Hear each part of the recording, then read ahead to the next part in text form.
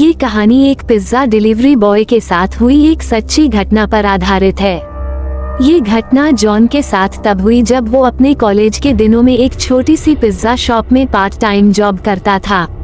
एक रात करीब 1 बजे जब जॉन अपनी शिफ्ट खत्म करके घर के लिए निकलने ही वाला था, अचानक से शॉप का फोन बजा। जॉन ने फोन उठाया। कोई आदमी बहुत ही सहमी आवाज में ऑर्डर दे रहा था। पहले तो जॉन ने ऑर्डर लेने से मना करने का सोचा, क्योंकि भी शॉप का क्लोजिंग टाइम ऑलरेडी हो चुका था। मगर जब उस आदमी ने 4 लार्ज साइज पिज्जा ऑर्डर किए तो जॉन ने ऑर्डर ले लिया, क्योंकि अक्सर बड़े ऑर्डर पर एक अच्छी खासी टिप मिलती थी और जॉन को पैसों की जरूरत भी थी। जॉन जल्द से जल्द पिज्जा लेकर डिलीवरी करने निकल पड़ा। डिलीवरी एड्रेस पिज्जा शॉप से काफी दूर शहर के आउटस्कट में था। देर रात हो चुकी थी और वो रास्ता भी काफी सुनसान था। सड़क कच्ची थी और उसके दोनों तरफ बहुत सारे जंगली पेड़ पौधे थे। रास्ते में कोई स्ट्रीट लाइट नहीं जल रही थी, जिसकी वजह से वहाँ अंधेरा ही अंधेरा था। कुछ और देर की ड्राइविंग के बाद जॉन एड्रेस पर पहुँच गया। वो एक बहुत ही पुराने दिखने वाले अजीब से घर के सामने खड़ा था। घर फॉरेस्ट एरिया के अंदर था और उस घर की कोई भी लाइट नहीं जल रही थी, बल्कि आसपास कुछ हलचल भी नहीं थी।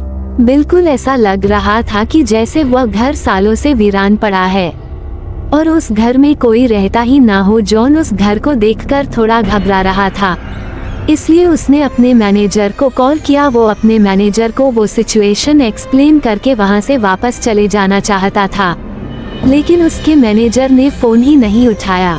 जॉन अगर बिना मैनेजर को बताए 4 पिज्जा वापस ले जाता तो उसका मैनेजर उससे बहुत ज्यादा गुस्सा हो जाता और उसकी सैलरी भी काट लेता। इसलिए जब बार बार कॉल करने पर भी उसके मैनेजर ने फोन नहीं उठाया, तो उसने एक बार उस घर के पास जाकर डिलीवरी ट्राई करने का मन बनाया। जॉन जैसे ही आगे बढ़ा, उस घर के अंदर की एक लाइट ऑन हो गई। जॉन को थोड़ा सा कॉन्फिडेंस आया कि शायद अंदर कोई है। उसने डोर बेल बजाई और जोर से कहा, पिज्जा डिलीवरी। मगर कुछ देर तक किसी ने दरवाजा नहीं खोला। जॉन ने फिर से बेल बजाई तो उसे अंदर से किसी के कदमों की आवाज आई, लेकिन फिर से किसी ने दरवाजा नहीं खोला। जॉन वापस जाने ही वाला था कि अचानक से दरवाजा अपने आप खुल गया।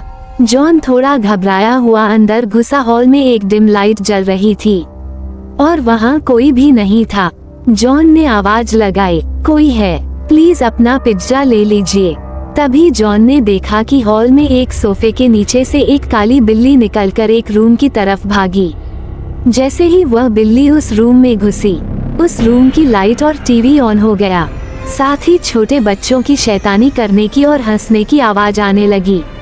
जॉन को लगा कि कोई शायद उसके साथ किसी किस्म का मजाक कर रहा है। वो गुस्से में उस रूम के अंदर गया। वहाँ 2 छोटी बच्चियाँ बैठी थी। दोनों वहाँ बेड पर बैठे बैठे जॉन को अजीब तरीके से घूरे जा रही थी। जॉन उनसे कहने लगा कि वह कब से डोरबेल बजा रहा है और वो लोग हैं कि दरवाजा ही नहीं खोल रहे। जॉन उन पर गुस्सा कर रहा था, लेकिन वो दोनों फिर भी वहीं बैठी बिना कुछ बोले बस जॉन को घूरे जा रही थी। जॉन ने फिर कहा, मैं पिज्जा देने आया हूँ। तुम्हारे घर में कोई बड़ा है जिससे पेमेंट ले सकूं? अचानक उन लड़कियों की आंखों का रंग सफेद पड़ गया और उनकी चुप्पी एक खतरनाक हंसी में बदल गई।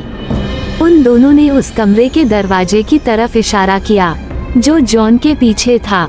जॉन पीछे पलटा तो वह घबरा उठा। उसके हाथ से 4 पिज्जा के डब्बे नीचे गिर पड़े, क्योंकि उसके ठीक सामने एक भयानक औरत का साया खड़ा था। ये सब देखकर जॉन डर के मारे कांपने लगा। वो जैसे तैसे अपनी बाइक की तरफ भागा और वहां से निकल गया। उस औरत का साया और वह 2 लड़कियां घर के दरवाजे पर खड़े हुए उसे जाते देख रहे थे। जॉन अभी कुछ ही दूर था। उसे फील हुआ कि उसकी बाइक खराब हो रही है। एकदम से बाइक के खिसकने की आवाज आने लगी और बाइक बंद पड़ गई। सहमा हुआ जॉन बाहर निकला और उसने देखा कि उसकी बाइक का टायर पंक्चर था। उसने डर के मारे पुलिस को फोन मिलाया और जल्द से जल्द मदद मांगी। वो आसपास देखने लगा और अचानक ही उसकी नजर बाइक के रियर व्यू मिरर पर पड़ी, जिसे देखकर उसके पैरों तले जमीन खिसक गई। बाइक के पीछे उस औरत का साया और वो 2 बच्चियां खड़ी थी। वो तीनों धीरे धीरे जॉन की तरफ ही आ रही थी। जॉन हड़बड़ा के बाइक वहीं छोड़कर जंगल की तरफ दौड़ने लगा। दौड़ते दौड़ते वो बहुत थक गया और एक बड़े से पेड़ के पीछे जाकर छुप गया और अपनी जान के लिए दुआएं मांगने लगा कि कुछ ही देर में उसे दूर से पुलिस सायरन की आवाज आई और उसने अपनी बची हुई हिम्मत लगाकर अपनी बाइक के पास वापस दौड़ना शुरू कर दिया। वापस अपनी बाइक तक पहुंचा तो उसने देखा कि पुलिस उसकी बाइक की इन्वेस्टिगेशन कर रही थी। उसने पुलिस को सब कुछ बताया और उन्हें उस घर तक ले गया। पुलिस ने उस घर के अंदर जाकर जांच पड़ताल की, लेकिन उन्हें एक जंगली बिल्ली के अलावा उस घर में कोई नहीं मिला। अगली सुबह जॉन को पता चला कि वो घर पिछले 3 सालों से खाली पड़ा है और 3 साल पहले उस घर में एक औरत और उसकी 2 छोटी बेटियां रहती थी, जिनका एक दिन अचानक मर्डर हो गया था। ये जानकर जॉन के होश उड़ गए।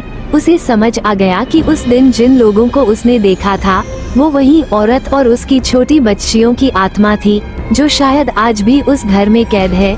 मगर उसे कभी यह समझ नहीं आया कि वो फोन आखिर किसने किया था।